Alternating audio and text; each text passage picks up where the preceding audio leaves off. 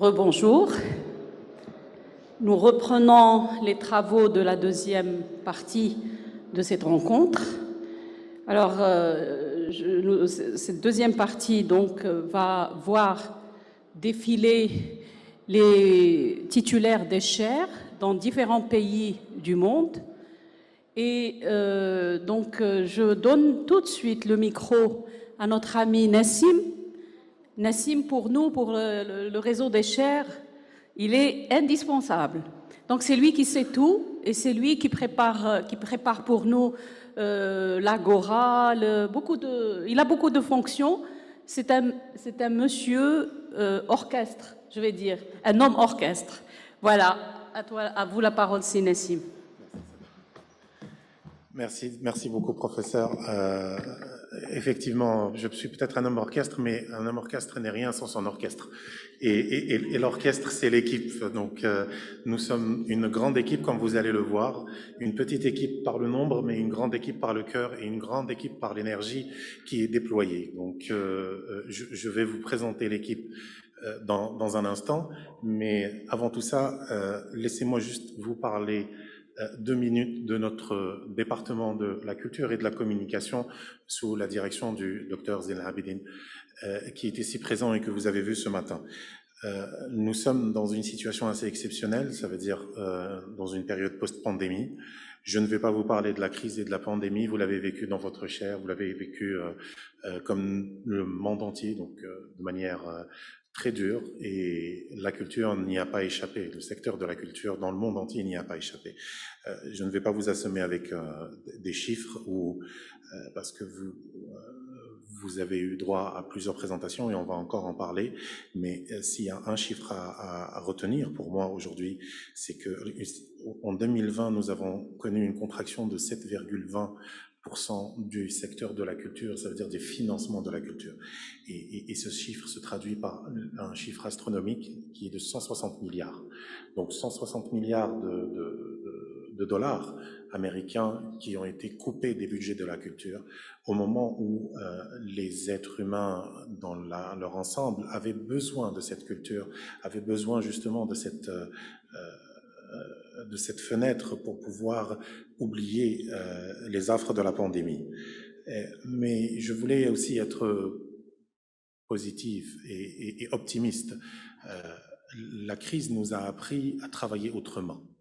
La crise nous a appris à développer d'autres moyens de voir le monde et surtout de vivre la culture.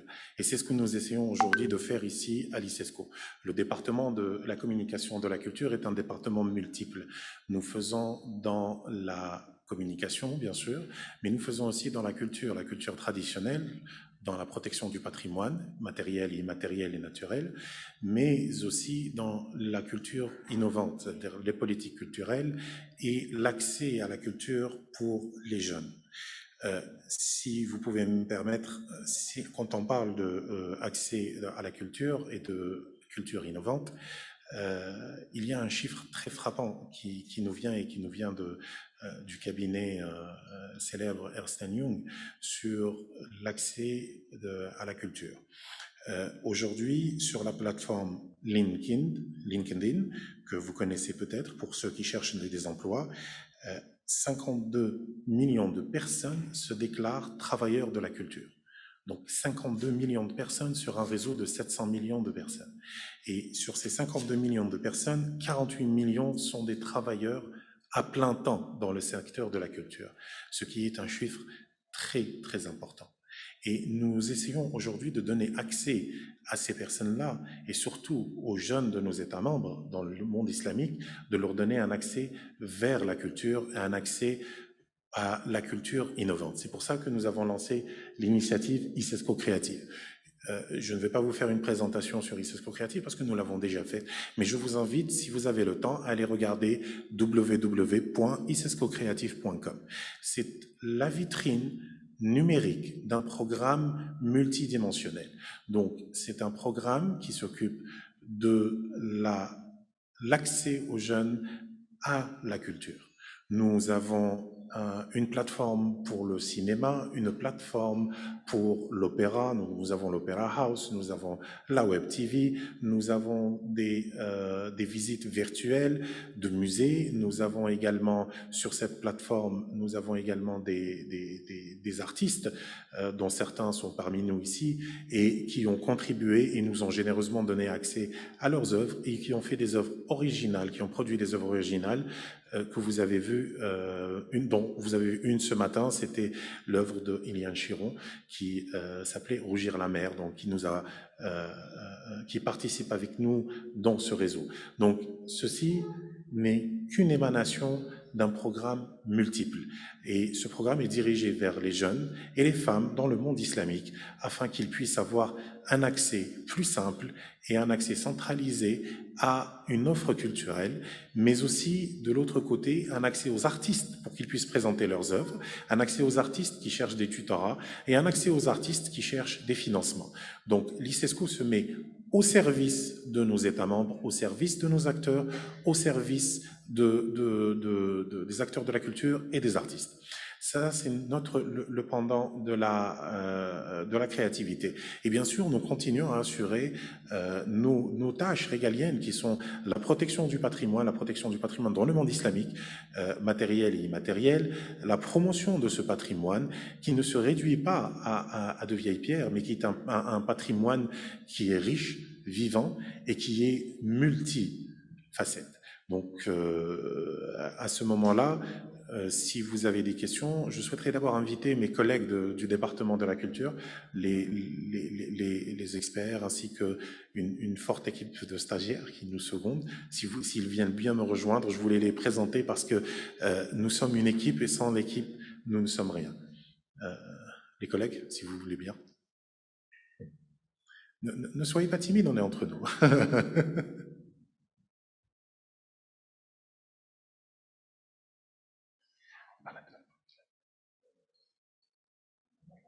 Bilal, le baladeur, s'il te plaît.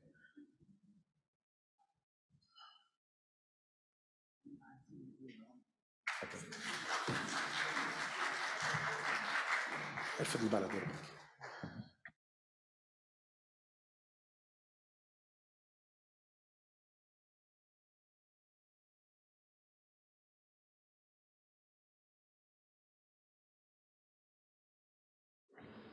Donc, je vais vous les présenter rapidement. Nous avons Dr Mohamed Abba Osman qui nous vient du Cameroun, qui est un de nos grands spécialistes en matière de patrimoine, en matière de sauvegarde muséale. Nous avons l'ingénieur Bilal Chabi qui est architecte et qui nous vient de Tunisie et qui s'occupe également de patrimoine.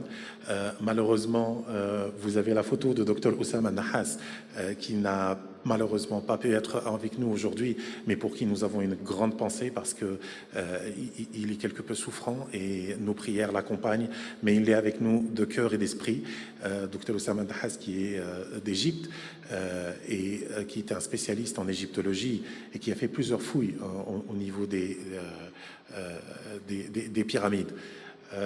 Nous avons également avec nous une équipe de stagiaires, mais avant, je souhaitais présenter Dr Mohamed Al-Ansari, également du Mali, et qui est notre spécialiste en matière d'édition, de communication et de livres, et sans qui la plateforme sur le livre que nous avons lancé ne serait rien.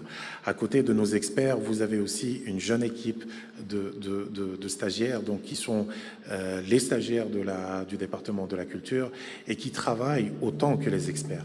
Ça veut dire nous comptons énormément sur eux et ils sont notre soutien dans cette aventure. Donc nous essayons de leur donner autant qu'ils nous donnent. Et ils vont parler à un moment de leur expérience ici. Mais si vous avez des questions à poser, nous sommes à votre service. Nous sommes la direction de la culture, donc de la communication et de la culture, sous la houlette de Dr Zidna Abidine et sous la houlette de notre directeur général, Mohamed Sanem El-Malik. Et nous sommes là au service des États membres, à votre service, et nous attendons vos questions. Merci.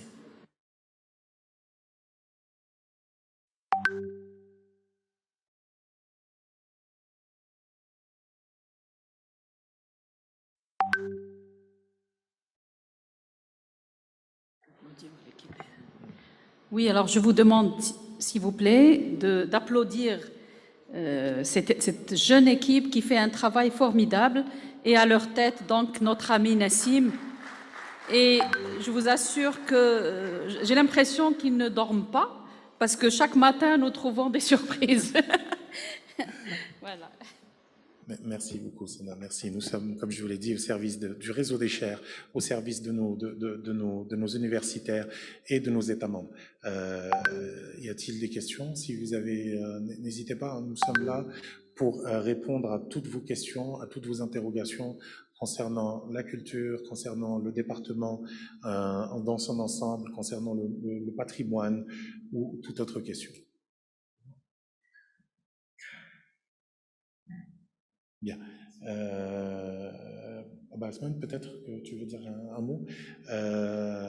Dr Mohamed va nous dire juste un mot, parce que nous avons une priorité aujourd'hui ici à l'ICESCO, c'est la priorité concernant le gender balance, donc concernant l'égalité homme-femme, et surtout, nous avons une autre priorité, c'est une priorité Afrique, donc nos pays membres qui sont du continent africain, et nous avons dans la culture une stratégie spécifique pour l'Afrique dont Basman va nous parler rapidement. Merci infiniment, salam alaikum. Je voudrais déjà dire toute notre gratitude et l'opportunité de travailler sous la responsabilité du docteur Zilabidine, qui a bien voulu que nous donnons une place importante à la politique culturelle de l'ICESCO pour l'Afrique. Et c'est dans cette perspective-là que nous avons élaboré la stratégie culturelle de l'ICESCO pour l'Afrique. Les documents sont là dans les 3 langues.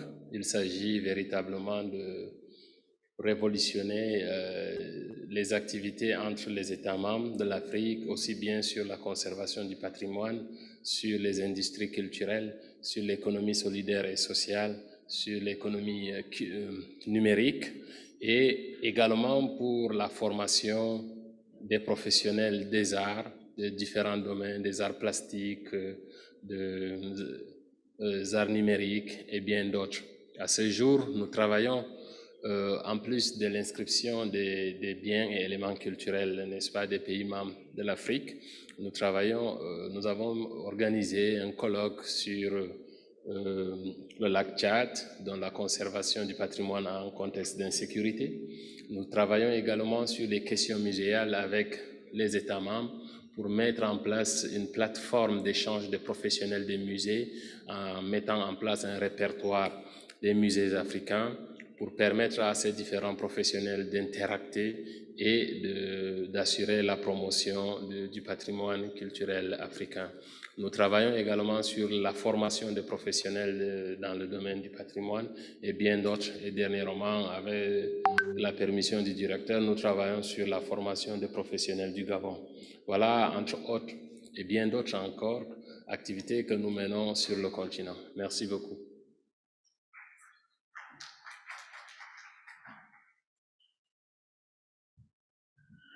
Merci beaucoup. Donc, s'il n'y a pas d'autres questions, nous sommes bien entendu dans la salle. Si vous avez le moindre explication à demander ou clarification, nous sommes à votre service. Merci beaucoup. Je rends la parole à Dr Hassan Al-Wali. Merci beaucoup.